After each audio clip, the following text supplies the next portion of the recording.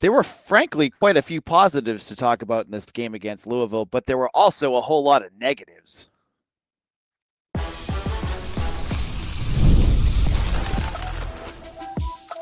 You are Locked On Boston College, your daily podcast on the Boston College Eagles. Part of the Locked On Podcast Network, your team every day. Hello, everyone, and welcome. This is Locked On Boston College, your team every day. I'm your host, AJ Black of Eagle Insider, part of the 247 Network. I've been covering Boston College for over a decade. If you're looking for Boston College news, analysis, and details on your Eagles, you are in the right spot. We are a daily Boston College podcast available for free on YouTube or wherever you get your podcasts. On today's show, we are going to talk about the Louisville game. We have looking forward ahead to what's going on with Notre Dame. We're going to talk about missed opportunities. How about that offense? Defensive thoughts, and we're going to dive into a game filled with a game within a game. Today's episode is brought to you by Game Time. Download the Game Time app, create an account, and use code LOCKEDONCollege for $20 off your first purchase. And so to talk about this, I gave you my perspective last night. As always, on a Monday, we have Mitch Wolfe of Eagle Insider. Mitch, how's it going? It's going well. Once again, I would like to have some kind of pithy, fun bit, but this game, unlike the last few ones where it's just been terrible, this one is very interesting and there's a lot to talk about. So I'm going to do away with that and let's just start talking about the game. All right. So BC starts this game off with a handful of drives that go on and take up 14 minutes of the first quarter. Talk about O'Brien's philosophy there and like how that all kind of rolled out. So in my Keys of the Game article that came out, the 3-week preview that came out before the game, the one thing I said that they needed to do was run the ball, control the clock, and sustain drives. And they ran a lot of hurry up against UConn. I didn't expect them to do that a ton in this game because my thought process was you needed to keep the Louisville offense on the sideline by having these long drives. And you've been able to run the ball decently well with a better offensive line distribution. So ideally that could work. Louisville's been good against the run, but they have some lighter personnel, and it's just what you have to do. Like, if you can't do this, you're not going to be in this game at all. And they did that. They possessed the ball for 13 of the first 15 minutes. Obviously, that helped by Louisville having one explosive run on their drive, and their drive was basically over in the end zone.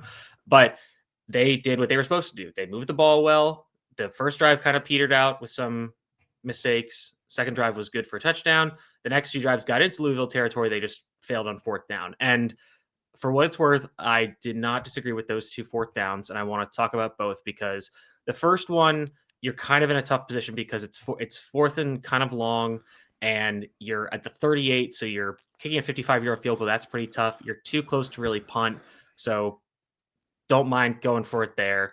The next one, 4th and 3, you're in field goal range for sure, but I think O'Brien made the right decision because he knew that Louisville's offense was going to be explosive. Field goals were not going to win that game. So they had to go for it, and it failed. The play was good, like good play call. You had Jeremiah Franklin open over the middle. You had Lewis Bond open, just not a great throw from Grayson James, and Lewis Bond can't make the catch. On the earlier fourth down as well, you could argue that there was defensive pass interference of Lewis Bond. There was a ton of terrible officiating in this game. Again, I don't like to be the guy that blames the refs, but it was hard not to do in this game because they just had no clue what they were doing. You couldn't see reviews because the AC network kept going to commercial, I guess because BC ate up so much time with their drives, but it was just a terribly officiated game, terribly managed game. You had kind of fights, skirmishes breaking out, and then they would penalize some, they wouldn't penalize others. It was very confusing. But you have BC's offense doing what they're supposed to do. You know, sometimes you have some mistakes and they couldn't get the outcomes they wanted, but in terms of the game plan, they were doing what they needed to do. And for one of the first times this season, the defense was actually helping them out in the first half. And then you get closer to halftime, and we'll talk about the defense in a second, but going back to the offense, it felt like then everything started to come unglued a little bit. You had the longer drives started to evaporate, and it was quick 3 and outs, quick 3 and outs, quick 3 and outs, and it was getting Louisville right back on there.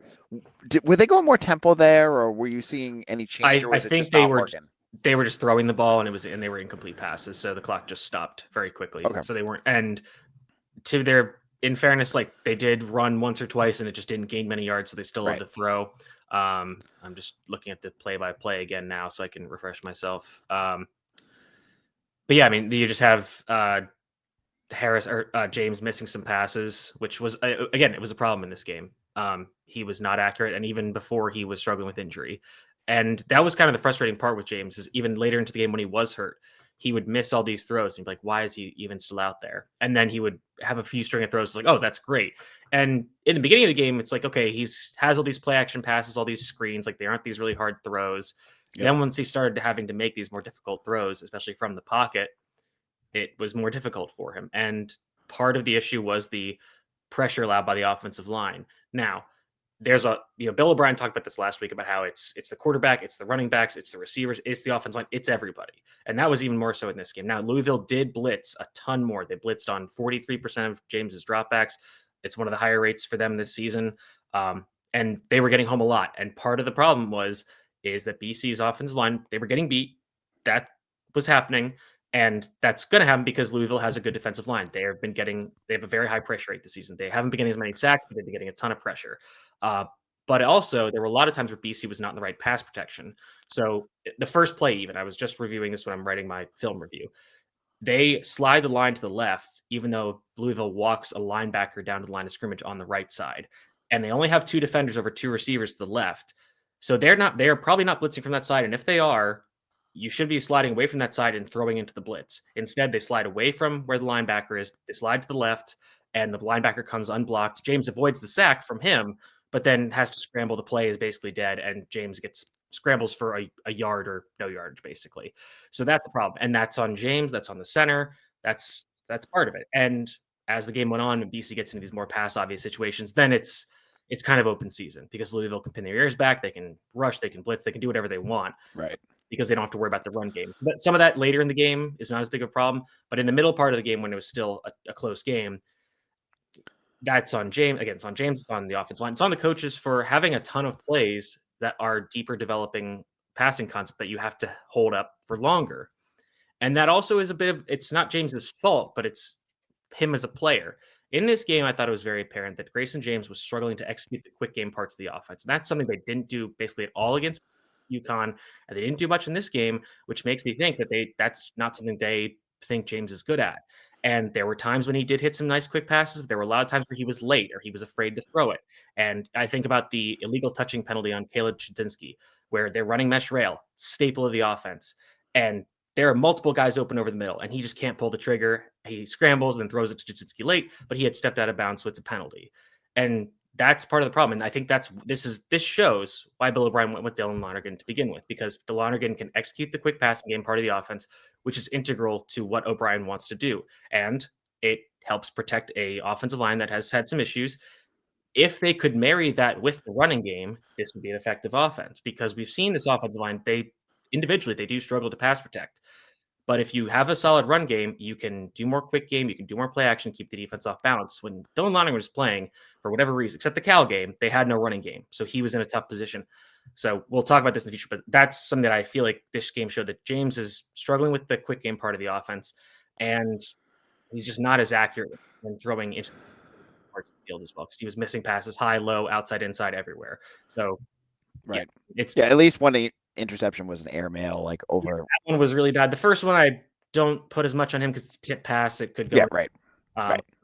Cleb Lubin, like volleyball, spiked that ball. It was pretty. I mean, he's a great. Right. But Yep. even that play, he's trying to throw a swing check down to Jordan McDonald, and he's late to it, and he kind of has to. And he's throwing it like a bullet. Like, you got to just pop that up and over, and that's how it gets tipped. Again, tips are kind of random. And then the ball bounces anywhere. So not so much James' fault, but there's a little bit where it's like, if you run this play in structure, in the timing that it's meant to have, this might have been successful. All right. In a moment, Mitch and I are going to talk a little bit about the defense, the highs, the lows, and everything in between. We'll get into all of that in just a moment.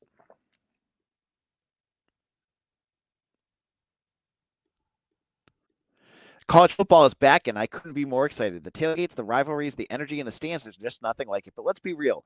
Actually getting tickets can feel much more like a battle than the game itself. Endless queues, hidden fees, prices jumping at checkpoint.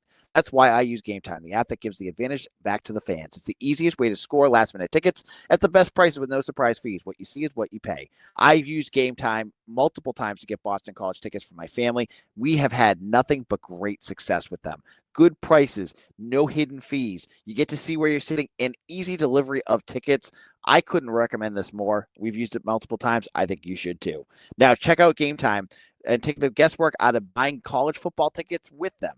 Download the Game Time app, create an account, and use code LOCKEDONCollege for $20 off your first purchase. Terms apply. Again, that's promo code LOCKEDONCOLLEGE for $20 off. Swipe, tap, ticket. Go download Game Time today.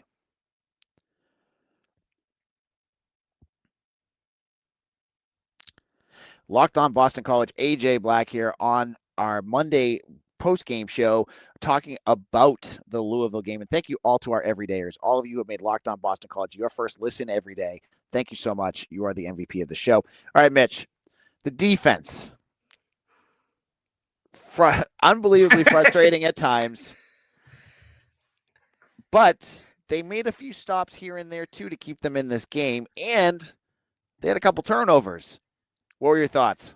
The defense in this game was like, I mean, the one I could think of right now is the kombucha girl meme where she's like, no. No, but there's, infinite number of memes you could use for how this defense was with their inconsistent performance. Obviously, you totally redeemed yourself from Dumb and Dumber comes to mind. Yep. But yeah, I mean, obviously bad on explosive plays, which we talked, that's been this team's biggest issue. And we said running the ball with a guy like Isaac Brown, who gave them trouble last year. That guy's just faster than anybody else on BC's defense. So he's gonna get his. The penalties were also an issue on this side of the ball. On the long reception, I don't think it was a touchdown officially, but it was in the first half. Louisville's tight end is out there blocking in space before the ball is even in the air. And he knocks down a BC defender. And it's like, I just don't understand these calls, especially when BC has been flagged for much less in the offensive pass interference department. So that was frustrating. I think there was another long run where one of BC's defenders got ripped down by his face mask, not called. So again, it doesn't affect the final score of the game, but you wonder about how, when these things start to add up, the no call targeting on Louisville's defender. You could argue Omar Thornton got away with one, but I digress. The defense was so hard because, again, they, even after that first session, you're like, oh boy, here we go again. And then they got some stops. They didn't let Louisville just do quick scores every single one. I mean, you allow the first touchdown, then you get 2 punts. Then BC turns it over on downs. Louisville starts with good field position. They hit an explosive play, touchdown. And then this is into the final 2 minutes of the half, which was admittedly very rough, where BC's defense was just getting gashed. But then you come back in the second half, and they force a fumble on the first play. They force 2 consecutive punts, and then BC starts having issues with turnovers. BC has issues with turnovers. Louisville has short fields. They score on those. They still commit turnovers, but then BC turns the ball over right back on offense. So again, the whole point of the offense sustaining drives and controlling the clock is that you don't have the defense out there as much, because eventually this defense is going to break down. And to their credit, they did not give up. They were playing hard. You saw a lot of guys make individual plays, and guys who have struggled this year. TJ Green, Carter Davis, Isaiah Ferris, Chris Marable. You saw guys who had issues coming through with big plays. Chris Marable has a tip pass on, I think, third down, and another one that got intercepted, the KP Price interception. You see these guys like making plays, and you're like, okay, they're still playing hard. Like, they're doing some stuff. This is good. But ultimately, I think they just ran out of bullets. Louisville had too many bullets, if you will. And that you saw the pass rush beat look a little better. And I think the big reason why is that BC was blitzing a lot more rushers. Typically, BC only rushes 5. They send 5 rushers on defense, the most of anybody in college football, or at least did before this game. And that's usually about 35%. And they blitz at about 36% total. But in this game, they were blitzing 6, they were blitzing 7 or more. They were sending more guys, and that pass rush was getting home. It was early. There was a few times early on where it's like, okay, they're getting closer. And later in the game, they get the strip sack. You can see them affecting Moss and affecting his throws. And that was good. You saw the defensive backs were a bit up and down. There were a few times where Isaiah Ferris missed some tackles on Chris Bell, but Chris Bell outweighs him by about 50 pounds. So what can you do? Chris Bell's probably going to be a top 50 draft pick this upcoming year. So it kind of is what it is there. But again, like it's hard for me to get too mad at the defense, because I mean, it's clear, very clear. And again, I don't think this has really ever not been the case. They are trying very hard, but they just do not have the guys right now to contend with an offense like Louisville's, which is very good, even though their offensive line isn't as good. And that was part of the reason for the pressure getting allowed and Louisville having the explosive runs, but not having a consistent run game. If you look at the success rate of both teams' run games, I think Louisville's was 39.7 and BC's was 36.2. So the success rate was about the same. The problem was that Louisville's EPA per rush was 0.25 and BC's was negative. Sorry. Louisville's was 0.45 and BC's was minus 2.25. So boy. That's a huge difference because Yeah. and again, it's all those explosive runs. Yep. That's going to make it just make it a big thing. Yeah. It was really, I mean, I know it was frustrating to watch it. You know, that first rush by Isaac Brown, you're like, oh gosh, here we go again. But again, down that play, like Kamori Dixon making his first start. This is his first snap on defense, I think, ever. Yep. Takes a bad angle to get the ball. Isaac Brown gets the edge. Omar Thornton misses the tackle. Gone. And credit to, I think it was Ferris that tracked him down to at least not let him score immediately, but it was ultimately a moot point. So, it's a lot of the same stuff. But we saw, I think we saw something similar to this in the second half of Clemson, but that was against their backups. So this was more, I thought. Not really. That was a Cade Klubnik interception. Then Cade Klubnik hurt himself because they kept running him late in the third quarter when they were up 24 points. Great coaching. That certainly didn't hurt Dabo later, did it? No, definitely not. Okay.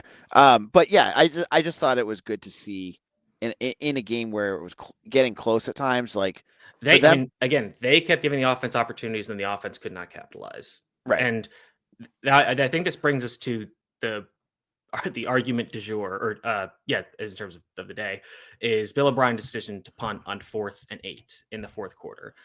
Now, I understand a lot of people were very frustrated by this decision. And given how the defense has been performing for most of the season, again, I totally understand. But if you look at the time of the game, I believe there's like 3 or 4 minutes left. I'm going to get the play up now, so just bear with me. But you're looking at 3 or 4 minutes left. BC has all 3 of their timeouts plus the 2-minute warning. You are going to need to get a stop eventually, like regardless, to get the ball back. And basically, would you rather have that be at the 50 or keep Louisville inside their own 20 or inside their own 30? And not to mention, it's 4th and 8. BC had failed on most of their fourth downs the entire. They had finally converted one on the previous drive, which was after Grayson James missed 3 throws in a row badly. Then somehow miraculously completed the next few passes and was good. But he had been very inconsistent all game, especially at this stage in the game when he was clearly hurt. So you put him out there for another 4th down where he has been inconsistent with hitting passes, or do you rely on a defense that has been actually playing pretty well to get one stop and to get the ball back? So I understand that it's frustrating, but you say like, oh, just go for it on 4th. And it's like, well, what if they don't get it? Like BC's offense had been very inconsistent in this game. They were playing worse at this stage of the game than the defense was. There is no guarantee that 4th and 8 happens, not to mention that they still need to go down and score. Like there's a lot of variables there. And like I said, you need to get one stop. So I do get it. I understand why it's frustrating, but I don't think that was really like, I can't say it didn't affect the game, but I don't think that was as egregious of a mistake as some other people have made it out to be. All right, in our final segment, Mitch and I are going to talk about our final thoughts on this game. If there's other pieces of this game that Mitch wants to bring up, we'll get into all of that in just a moment.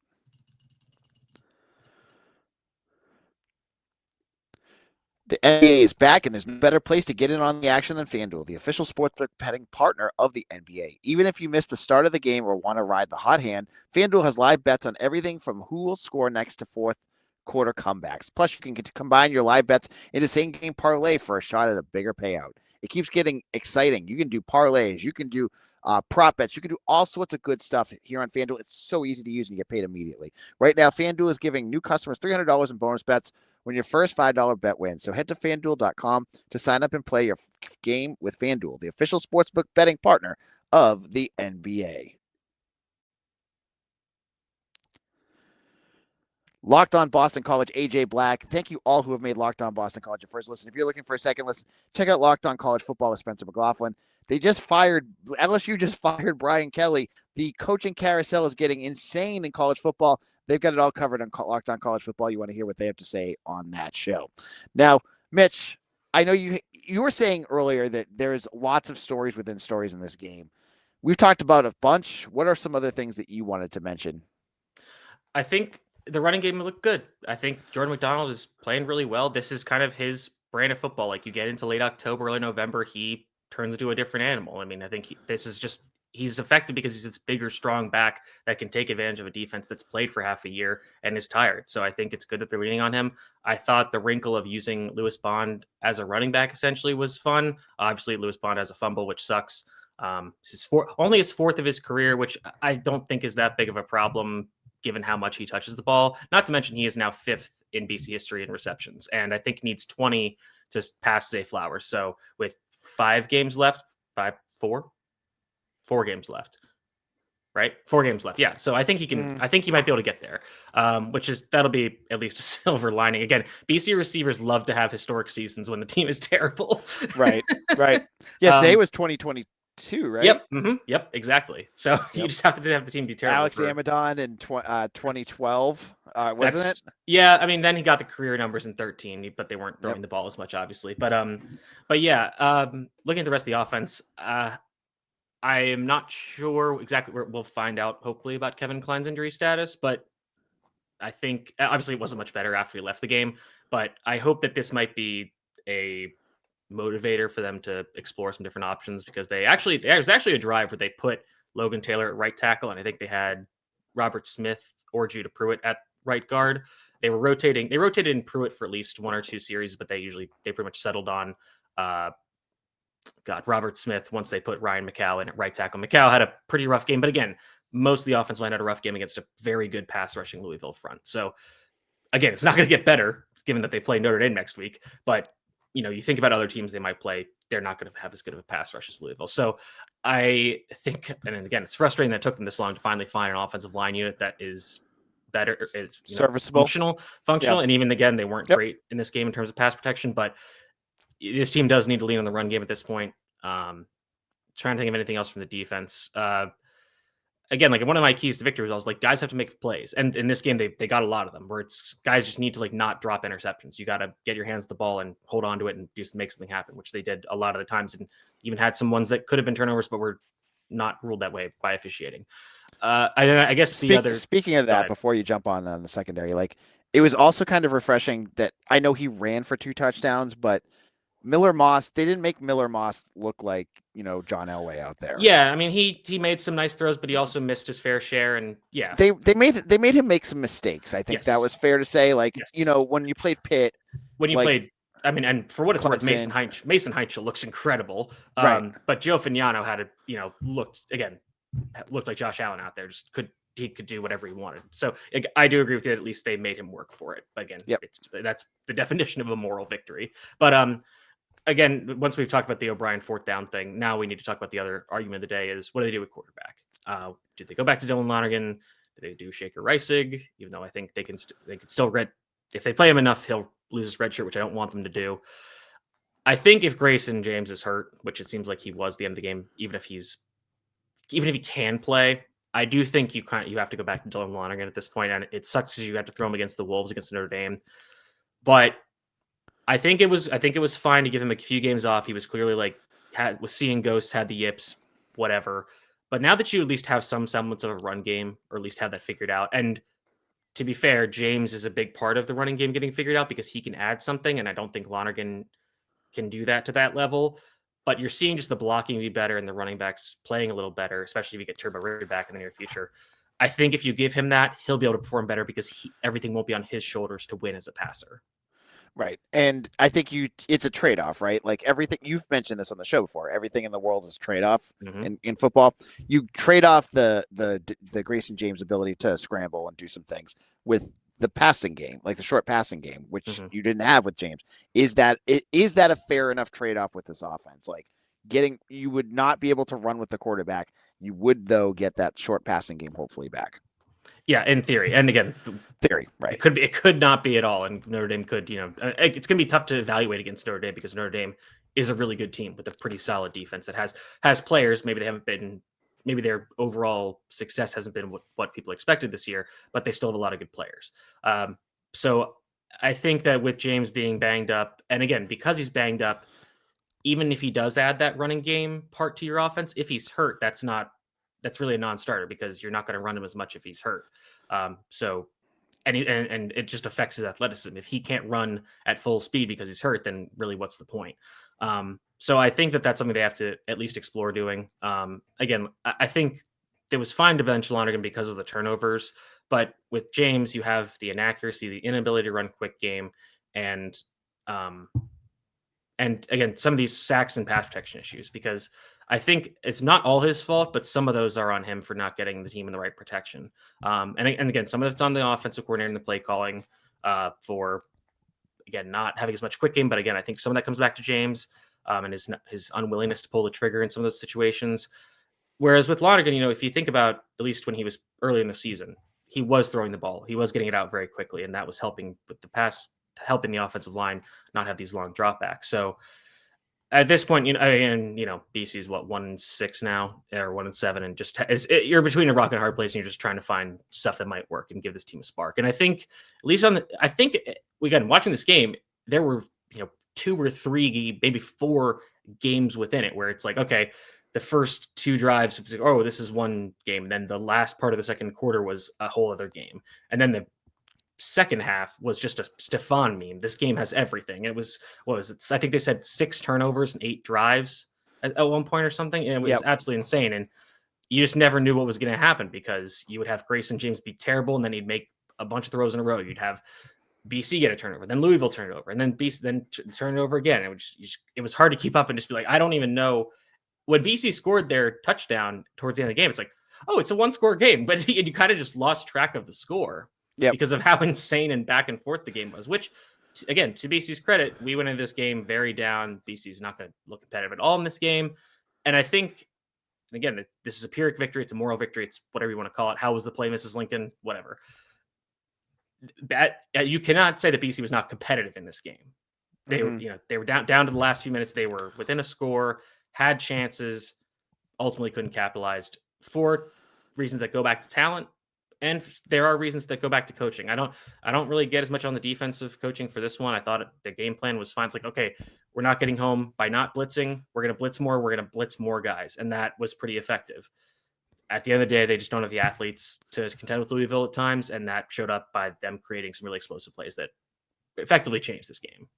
So we are now into Notre Dame week, and on Locked On BC, we'll be chatting about that all week long. I believe there's a Locked On Irish. I had to double check on that, but I will definitely have a guest on to talk about the Notre Dame Fighting Irish as the Holy War, in which BC has not won since 2008, resumes. It's a 3:30 start. They announced the game time this week, so yay, not a 7:30 start. It's actually probably the best time to have a game, I think. But Mitch, where can people find your work? You can find me at Mitchell T. Wolfe, WOLFE on Twitter. You can find my work at Eagle Insider. We'll have the film reviews up this week. Again, I think this is going to be a very interesting game to review from the film. I've already clipped up everything. It's just putting it together. Again, this game is complicated. It's hard to put things together in families and themes. So that'll be interesting. And then again, it's on Notre Dame, and they've got some players, and they're, they lose 2 games early in the year to really good teams. Texas A&M just got Brian Kelly out the paint. So good for them. And Miami, has had stumbles, but they're still really good. That game was the first game of the year. Notre Dame's on the road. That's a tough environment. So Notre Dame's probably going to be a playoff team as long as they don't blow it down the stretch. And I'm not sure BC is going to be the team to ruin those dreams, but I'm more inclined to think so after this game than I was the week before. Yeah. Hey, that little glimmer that you have, that you feel like, oh, maybe something could happen, is back just a bit. Like, it doesn't feel like a foregone conclusion you're going to get drubbed, which you could, but who knows? All right, you can follow me on Twitter at AJBlack247. Check me out on Instagram, Facebook, Threads, TikTok. I'm on all that good stuff. And check us out on Eagle Insider as well. I'll have a whole bunch of stuff up over the next couple of days on this game. I'm sure they're going to probably have a big visitors list. We'll make sure we'll have some of the big names coming up. We'll check that out as well. And I'll be back again tomorrow for another episode of Locked On Boston College, your team every day.